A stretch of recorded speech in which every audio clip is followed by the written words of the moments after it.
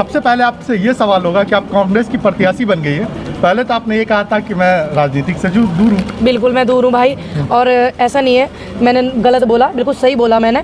आपने देखा मेरे पोस्टर वायरल कराए गए, मुझे ज़बरदस्ती भारतीय जनता पार्टी लेना चाह थी तो मैं नहीं है। फिर मैंने कहा जब मुझे ज़बरदस्ती ले रहे हैं राजनीति में तो क्यों ना मैं सेवा नीति वाली राजनीति में आऊँ, जिन्होंने देश को इतने अच्छे अच्छे प्रधानमंत्री दिए, इंदिरा जी जैसे, राजीव गांधी जैसे, देश को सींचा है, सुई तक देश में ना बनाई और परमाणु बम तक देश में बनने लगे। क्यों ना मैं ऐसी राजनीति पार्टी में जाकर के सेवा करूँ। तो इसलिए मैंने कांग्रेस ज्वाइन करी, क्योंकि देश का लोकतंत्र खतरे में, संविधान खतरे में नजर नहीं आ रहा है, दूरबीन सुबी है ना, किसान परेशान, मजदूर परेशान, इंसान परेशान, इंसानियत तो डूबती हुई जा रही है पूरे देश की, जो ये जहर फैला रहे। तो मुझे लगा कि मैं फिर तो मुझे आना चाहिए सेवा नीति में, मेरे जैसे लोग नहीं आएंगे तो कैसे आएंगे। आपके वायरल वीडियो पे और इंसान परेशान, इंसानियत खत्म पे हाँ? मैं बाद में आऊंगा। हाँ? पहले उससे पहले एक और सवाल, दो कर लो। हाँ, आपको जनता क्यों वोट दे, आप उनके लिए क्या करने वाली हो?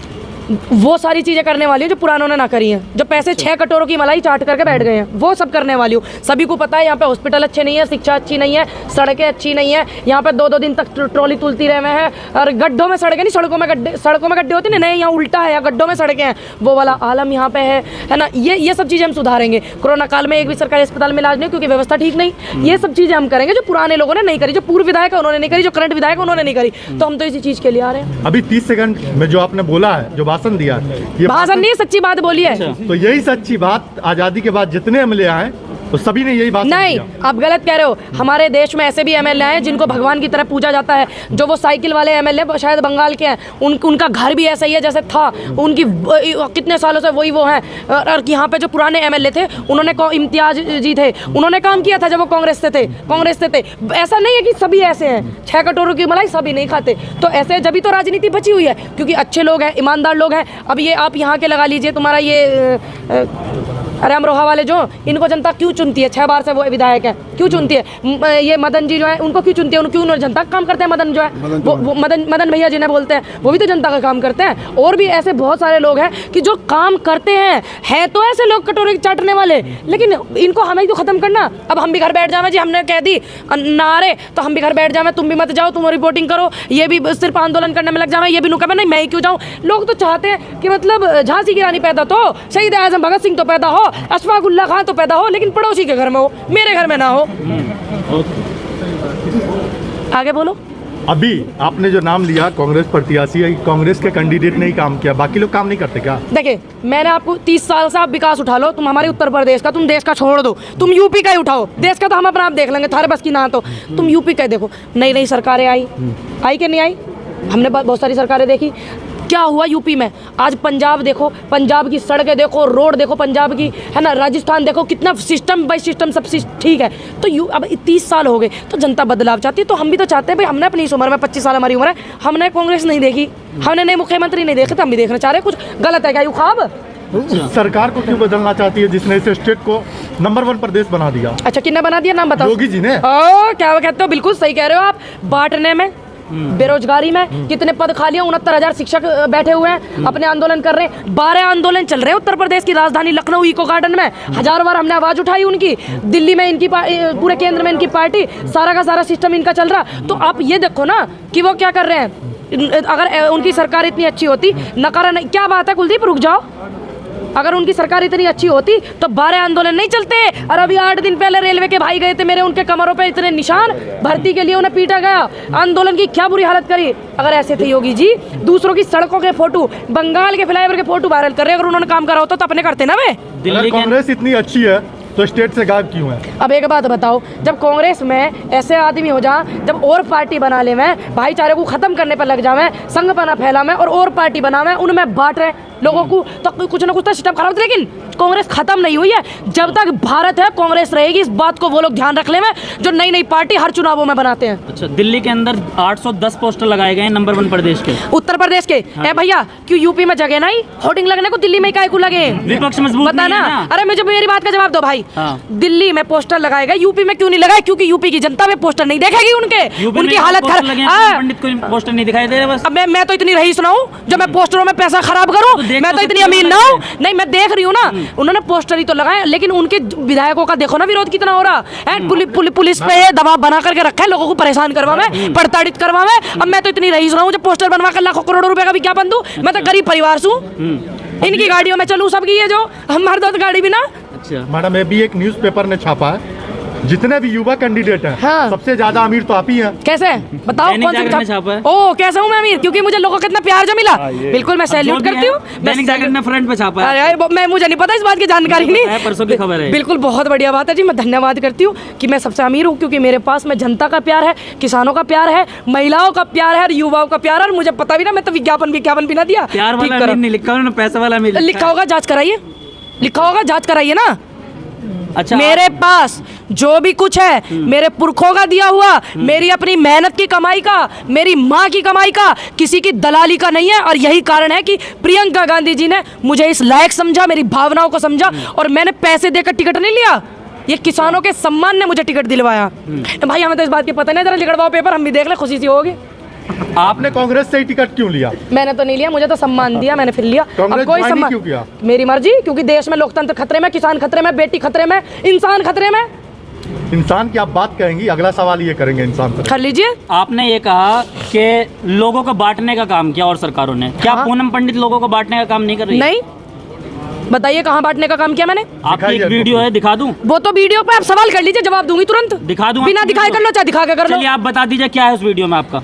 जो कोरोना काल में वीडियो को छेड़ा गया टिकटॉक की, लेकिन फिर भी मुझे हमारे सनातन धर्म में जमात का मतलब होता है जमा करना। टीवी पे ये दिखाया जाता है ना, जमा करना। तो मैंने सोचा वो भीड़ इकट्ठा कर रहे हैं कोरोना काल में, उस वीडियो के साथ छेड़छाड़ करी गई। लेकिन फिर भी मैंने क्षमा मांगी, माफी मांगी, और मैंने जो पढ़ा है यही पढ़ा कि पहली गलती तो परमात्मा भी माफ करता है। मैंने तो बांटने का काम नहीं किया, मैंने तो ये नहीं कहा ये हाँ पूनम पंडित ही है ना? ये पूनम पंडित है। मेरे लोगों के तो चेहरे बदले, मेरी तो आवाज ही बदली, लेकिन फिर भी मैंने माफी मांगी, क्योंकि मेरे यहाँ पे ये कैसा लग रहा है आपको एडिट किया हुआ है? मुझे तो लग रहा है एडिट क्यों। दिखा दीजिए, अरे खूब, ये दर्शकों को भी दिखा दीजिए, पूरे पे चल रहा है, मेरे पेज पे भी चलवाया मैंने, और फिर भी मैंने माफी मांगी, क्योंकि मुझे जमात का जो मतलब है वो ये पता है कि कोरोना काल में जमात का मतलब जमा हो रहा है, इकट्ठा हो रहे हैं, सभी को ये पता, पूरे टीवी पे ये दिखाया गया था। तो मैंने इसलिए, पंडित जी जमात का मतलब, इतनी छोटी बच्ची तो नहीं होगी, आपको जमात का मतलब नहीं पता, मुझे उर्दू नहीं आती है। अच्छा, ये मैं क्लियर कर दूं। पूनम लेकिन पंडित अब जब पूनम ऐसे पंडित हालात है, कैंडिडेट नहीं थोड़ी है, जाहिल होंगे आप, मैं नहीं हूँ। पूनम मेरी बात सुनिए, देखिए मेरी बात सुनिए, मैंने उर्दू नहीं पढ़ी है, लेकिन आप जैसे लोगों ने मुझे मजबूर कर दिया कि मुझे चारों धर्मों के ग्रंथ पढ़ने पड़ेंगे।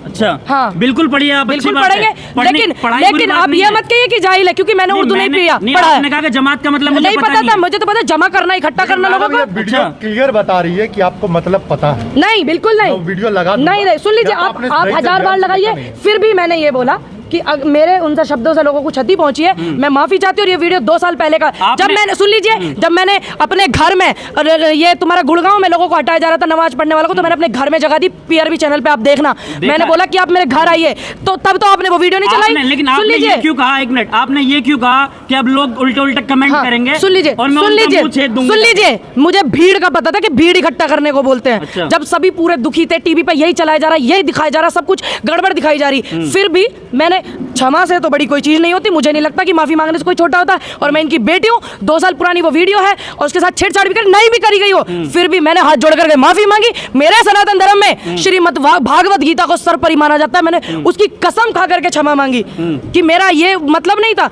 लेकिन फिर भी मैंने क्षमा मांगी।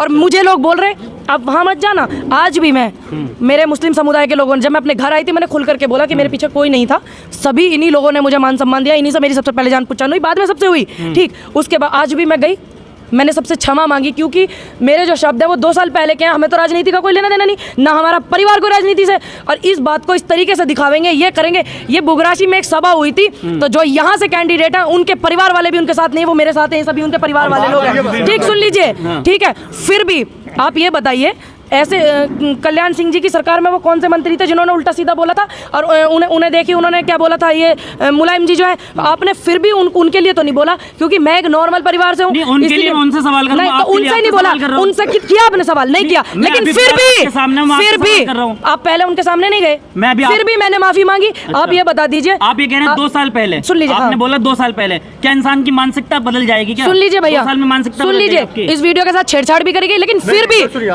सुन लीजिए, फिर भी मैंने माफी मांगी। क्या माफी मांगना मतलब क्षमा नहीं होता कि नहीं? होता है। फिर भी मैंने ये बोला कि मैं हाथ जोड़ करके माफी मांगती हूँ, और मेरी मतलब ये जो शब्द है, मैं अपने शब्द भी वापस लेती हूँ, मुझे मतलब भी नहीं पता, तो क्या मुझे मेरे लोग माफ नहीं करेंगे?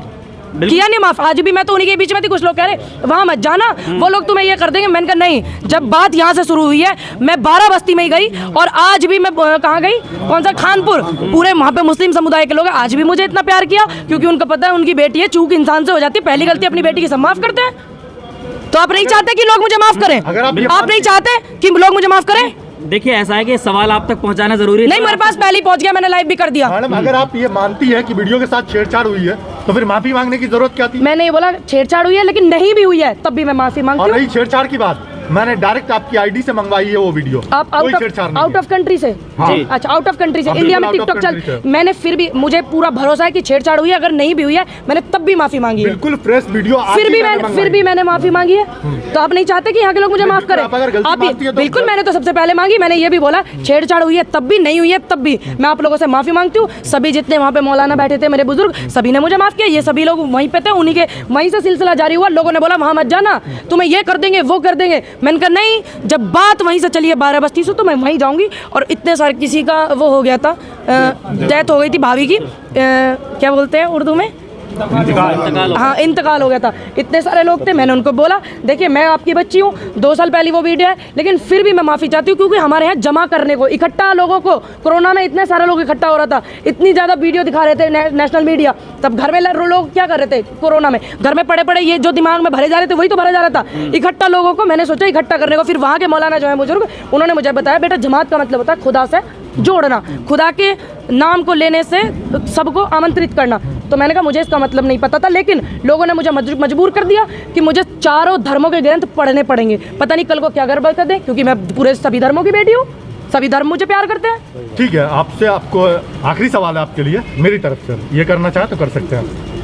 आप यहाँ पे जो कैंडिडेट हैं कांग्रेस की, आरएलडी गठबंधन से है और बीजेपी है, इन 2 प्रत्याशी, मजबूत प्रत्याशी को चीट करके आप आगे कैसे जाएंगे? जैसे आते आए, हमने तो आना सीखा। हम तो जब से प्लान सुन लीजिए, प्लान होगा इनका, क्योंकि इन्होंने कोई काम नहीं करा। एक पूर्व विधायक है, एक मौजूदा विधायक है, दोनों ने कोई काम नहीं करा है, सभी को अच्छे से पता है। इम्तियाज खान जो थे यहाँ के बुजुर्ग, वो पहले कांग्रेस से रहे, तो उनके ज़माने में काम हुआ है, मैं उनको धन्यवाद करती हूँ। वो अब उनकी वो हो गई है, क्या बोलते हैं, हाँ वो मरहूम हो गए हैं, ऐसे ही है ना, इंतकाल बोल सकते हैं। हाँ, तो अब मैं फिर भी उनका धन्यवाद करती हूँ। बेशक उनके बेटे भी साथ में लड़ रहे हैं, उनके बेटे ने 2012 में कोई काम नहीं किया, और ऐसा नहीं है कि यहाँ पे सिर्फ एक ही समुदाय की वोट है, इन्होंने मुझे बहुत सारा प्यार किया, इनकी भी वोट है, बाकी और भी लोग हैं, ऐसा नहीं है। लेकिन उन्होंने इस चीज़ को, एक बात बताइए, भारद्वाज जी ने भी नहीं कुछ ऐसी गड़बड़ करी मेरे प्रति, उन्हीं को क्योंकि ये लोग मुझे इतना प्यार करते हैं। और जैसे मैं आंदोलन में आई हूँ निखर करके, मेहनत ऐसा नहीं आज पहली बार मैं मीडिया के घेरे में आ रही हूँ, चीज़ें फिर निकल के भी आई, क्लियर भी हुई हैं सारी। कोई मुझे समाजवादी ज्वाइनर बताता था,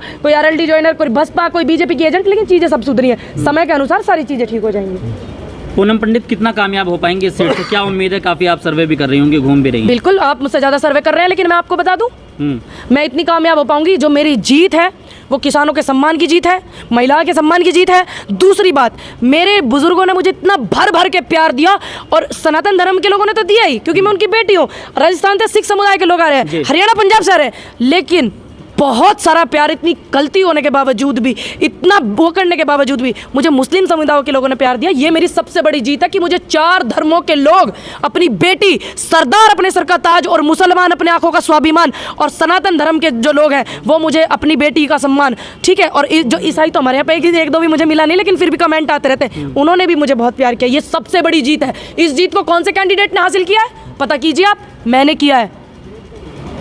बेटी हूँ, लड़ सकती हूँ, लड़की हूँ, लड़ सकती हूँ, और लड़ूंगी। ये तभी चुनावी शुरुआत है, ऐसे ऐसे स्टंट तो कितने होंगे, सीख गई मैं लड़ना।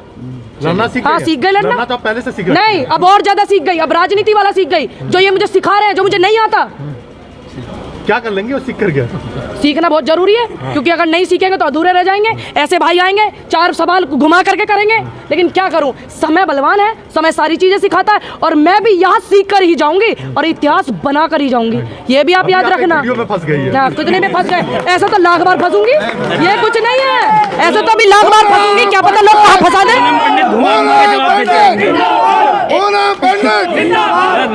इतना सीधा सवाल का जवाब मैं दूं, अगर मैं सीधा सवाल बेबाकी से नहीं बोलती तो आप दिल्ली से यहाँ नहीं आते कवर करने के लिए। चलिए, बहुत बहुत शुक्रिया।